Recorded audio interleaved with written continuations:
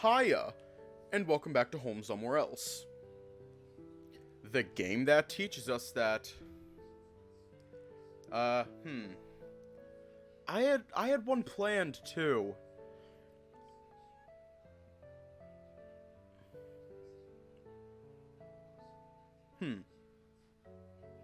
The game that teaches us that the best way to train is to knock yourself the fuck out. Anyways, let's just hop right in.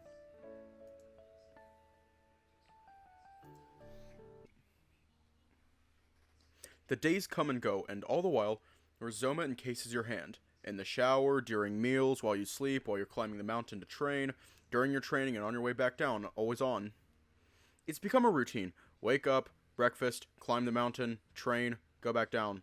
Get thrown into the lake by Fred to wash off Mothok's scent, dinner, sleep.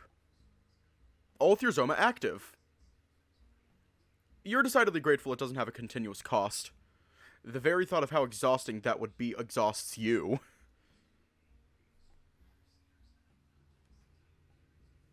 But you remain diligent. Some days you come close to losing it, waking up to it fading away. But a quick punch always rectifies that before it fully disappears. Is my microphone having issues? Like on your end, is my microphone having issues?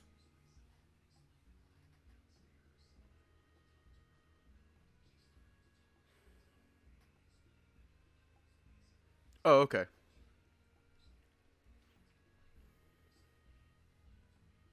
After a few days, Bruce lightens up on Fred, since the cumulative strain was noticeably starting to get to the poor shepherd. Fred had complained at first, but ultimately agreed to it. On the plus side, it means he can now help you down the mountain each day himself, instead of having Mothok do it. Sure, the big moth was disappointed and had insisted it was fine, but you still felt guilty relegating him to being a packing mule so often. Plus, it's nice to finally get to see those dark circles under Fred's eyes start to fade away. And so the cycle continued, until one exhausting night where even Bruce was too drained to put up a fight when Mothok asked him if he could go down the mountain with you and spend the night. The tiger had even agreed to let you show up late the next day.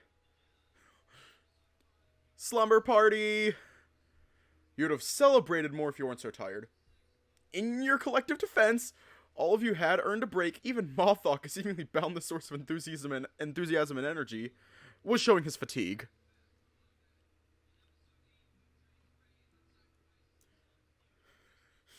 The rest of the night was a blur. You know for a fact, however, that you eventually made it to the bed.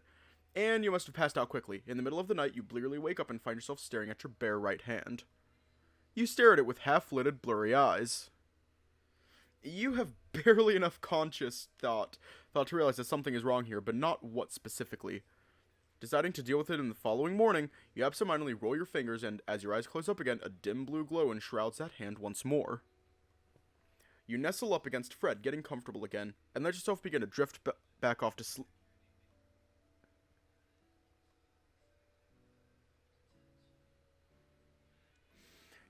Your eyes snap wide open, adrenaline suddenly furiously pumping through your body and making you feel more awake than you'd felt in days.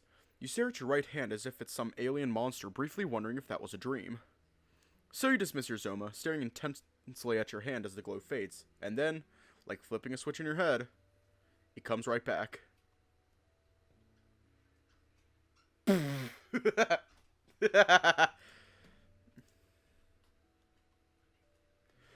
Damn! You rocket upwards in bed, still staring down at your hand with a sparkle in your eyes. You did it! You actually did it!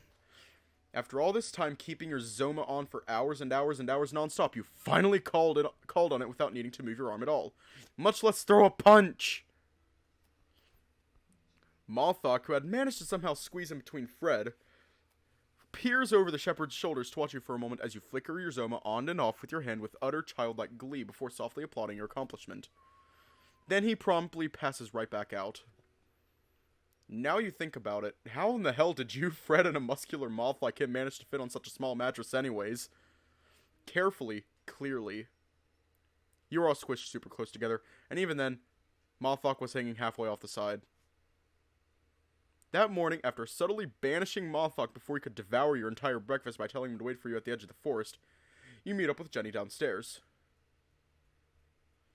You still have no idea how she has so much money to keep buying you such delicious food for every day for breakfast. What with her cafe not even open yet, but you certainly aren't going to complain. So, big news today, boys! Mwah. You and Jenny glare at him, and he awkwardly swallows his mouth full of egg before continuing. Did Doosan stumble over his own feet this morning on the way to school? He chuckles to himself while Jenny stares daggers at him. In his defense, though, that very well could be the news Jenny has to deliver. In between continuing to prepare the cafe on her own, Jenny had been tailing Doosan and reporting back on his activities every morning. So far, you've learned that Doosan follows a fairly strict schedule with no real deviations. Drop Thony off at school, go to work at the city hall, pick Thony up from school, go home, repeat. Sure, sometimes he might go somewhere different while he's at work, but it wasn't ever anywhere important.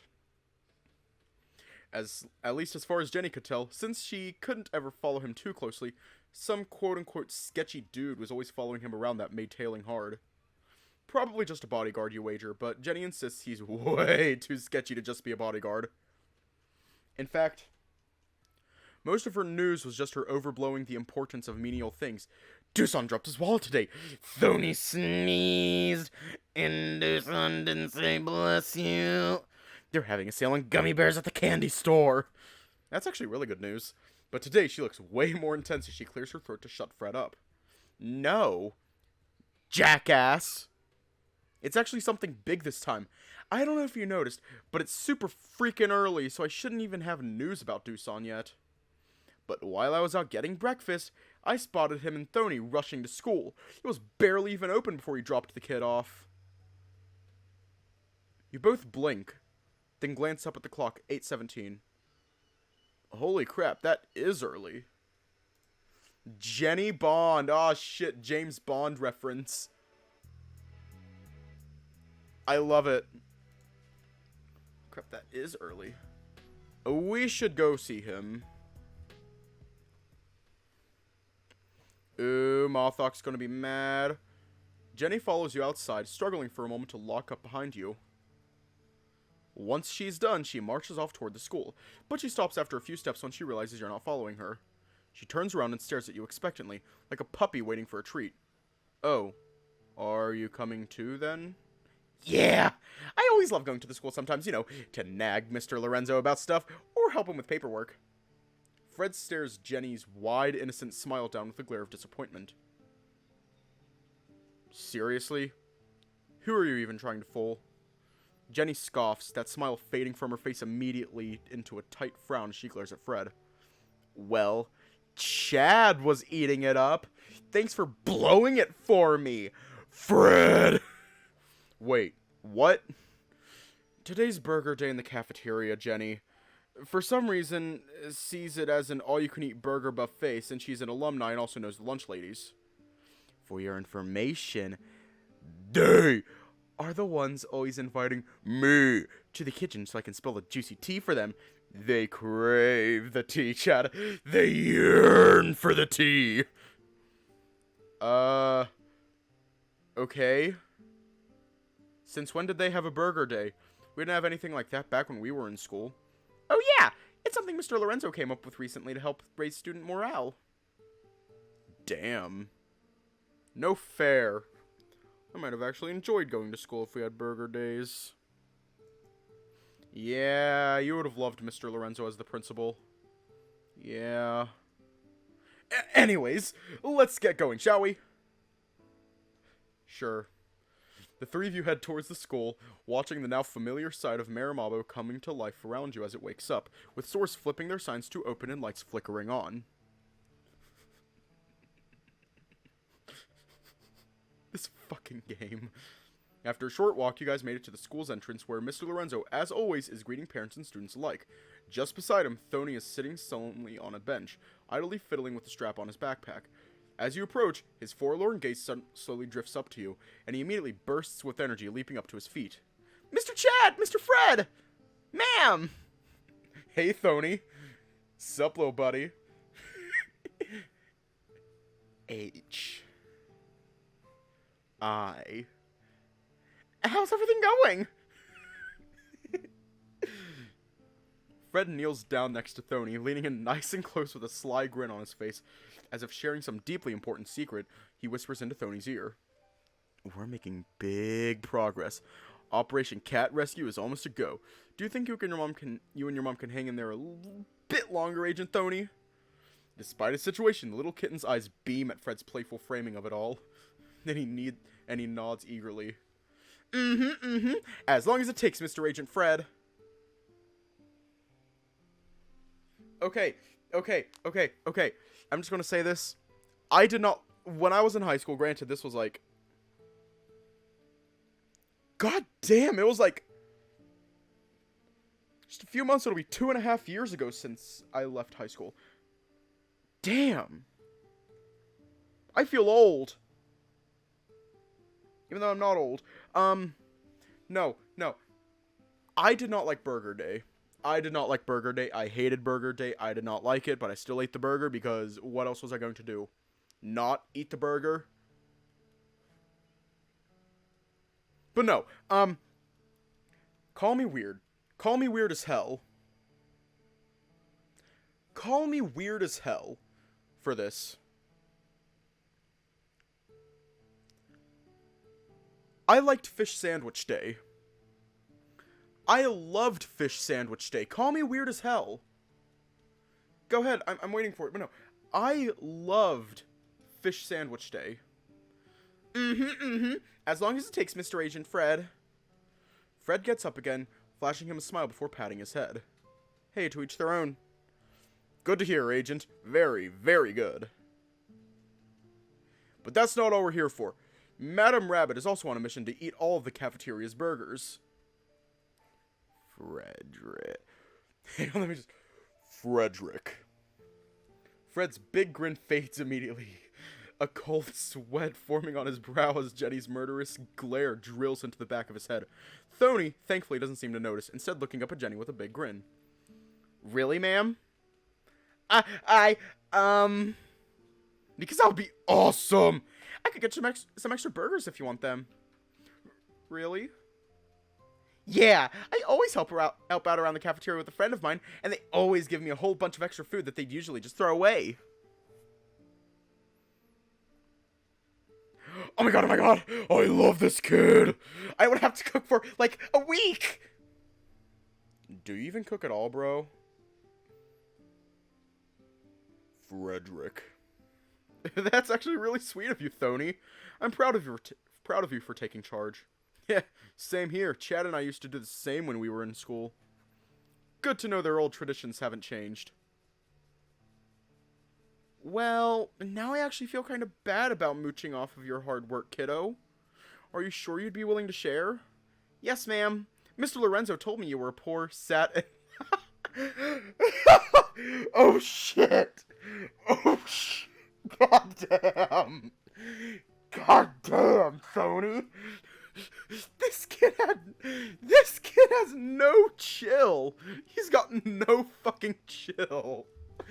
Yes, ma'am. Mr. Lorenzo told me you were a poor, sad, and lonely lady. That's why you always have to come to the school to beg for some food to be able to live. I couldn't stand the thought of Mr. Chad and Mr. Fred's friend to be in a situation like that, so I'd happily help out in whatever way I can. Besides, they always give me so much anyway. I couldn't ever hope to eat it all by myself. It's win-win. Oh. Mr. Lorenzo said that. The smile on her face is terrifying. The grin of a scorned woman. The glare of a fury that can make the fires of hell look like a sunny day at the beach. You don't dare say anything now. Yeah, he also gave me permission to tell the lunch ladies about your situation. So they're aware and willing to help.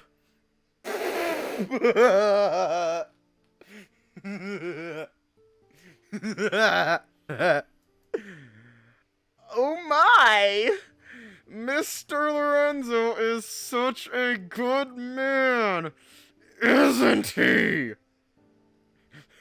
Her tone is flat, her eyes quivering and murderous. Drift over to the Lion, who is jovially laughing with the parent. You wonder if Bruce has enough room for another body in this grove. Damn. Just God damn! Snitches get stitches.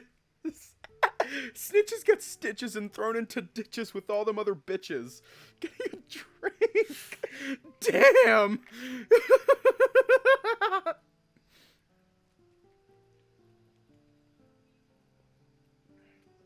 Okay. Here's the thing. Wait 3 years. Wait, no. Have to wait 5 years.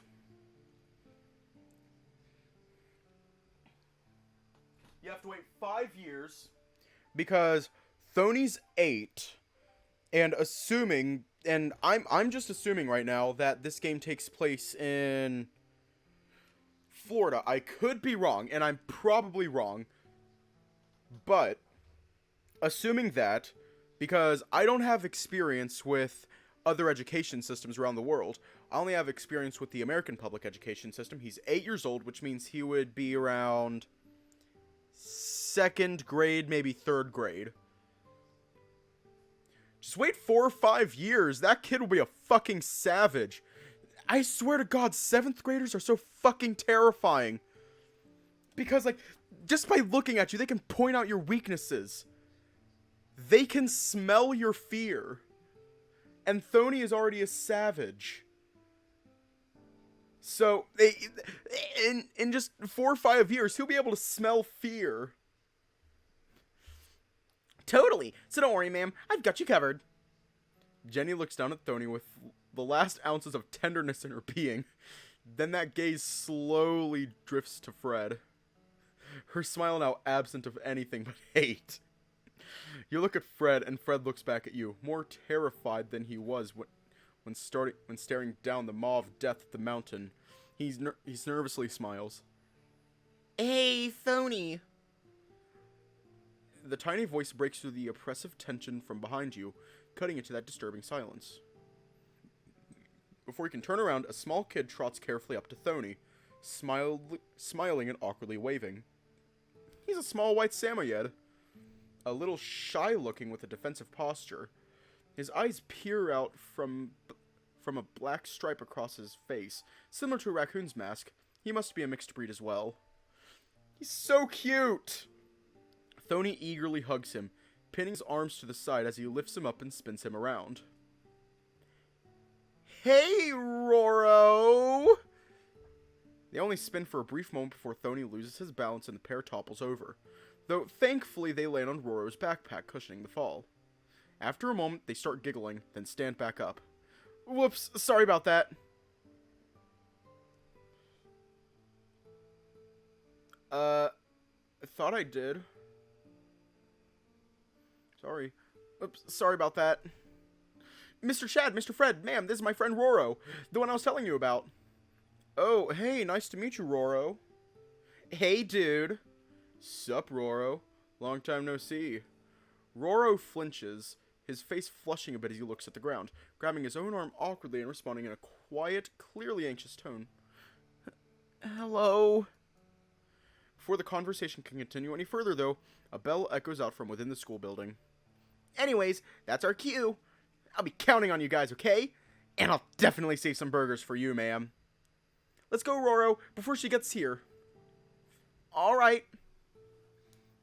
The two kids grab their packs and head inside, with only Thony waving back at you. Bye, guys. See ya, buds. Jenny continues to smile, though the vein on her forehead looks like it's about to explode with enough force to shatter her skull. So, was it just me, or did Roro look like Toto? Yeah, he's...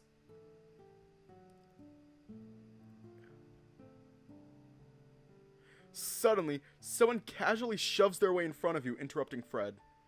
It takes you a moment to process what even happened, but before any anger at this sudden intruder's rudeness sets in, you recognize him. Hey guys, long time no see! Uh-oh. Oh, hi dude. Fred looks at you with wide eyes and instantly you recognize exactly what's going through his mind. It's been a rough few months, but only a few people were actually able to recognize you as the Doberman that's been missing for a decade. You don't look the same at all anymore, sure, but how many Dobermans are there with boar tusks? Though, to be fair, many people have recognized you already, but they just don't care. But this makes no sense. Toto should already know since he was the first one to recognize you. With how much he had hit on you, how could he not recognize you? What brings you here? Oh, I just came to drop my little brother off at school. We ended up leaving pretty late this morning. Oops. His awkward chuckling only lasts for a moment before he finally picks up on the look on Fred's face. What's up, Fred? Don't tell me you've missed me that much. No, Toto, it has been a while, but, try to not freak out or anything. But there's someone I'd like you to meet. Oh? Did you finally find yourself a lover? No, it's... Fred motions toward you, and Toto finally turns around, looking you over. You stare at him with dread in your soul, expecting the flirtations to suddenly begin, but... No. It can't be. Is this a prank, Fred? No, it's him. Chad? Is that really you? He carefully approaches you, looking you over as tears well in his eyes. He reaches out as if he's going to touch you, but then stops short of with a small sob escaping him. Hi? I'm sorry. Is it okay if I... He holds his arms out, motioning for a hug. Completely lost, you don't even think before making a response. Sure. He nods, then closes the gap between you, wrapping his arms around you and giving you a squeeze. I can't believe it! After 10 long years, you actually came back! Fred reaches out and gives him a sympathetic pat on the shoulder, and Jenny's murder frenzy settles somewhat, a gentle smile forming on her lips at this heartfelt reunion between friends after a decade apart. There, buddy. Just try to... I can't believe it! It's a miracle! It's like a Christmas miracle! Toto sniffles and sobs again, squeezing you even tighter as he rests his head atop your shoulder. Fred and Jenny watch the scene unfold, their hearts clearly warmed as empathy for Toto's emotions courses through them. You knew that this was going to happen. You knew that one day you would need to start explaining to people you once knew that you're back. Whether you like it or not, it's impossible to disappear for a decade and just come back like nothing happened. But why? Toto lifts his head slightly, rubbing his cheek on yours as he sniffles. Then all the tension falls from his body, and ever so quietly... I kept my promise. Aren't I a good boy? Also, Theta, you didn't post your stream for one last night in Soul Creek. And road traveled. Too. Yeah, about that. There was an issue with Streamlabs where it was not posting tweets. It's fixed now, but I don't know why. It was an issue with Streamlabs. As Toto whispers those words into your ear, an oppressive shiver creeps down your spine. Oh no. Let me check. Explicit content disabled.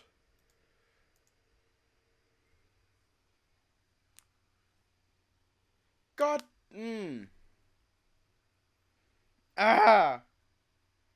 We could have done this last night. I knew it was going to be a short stream, but god damn it.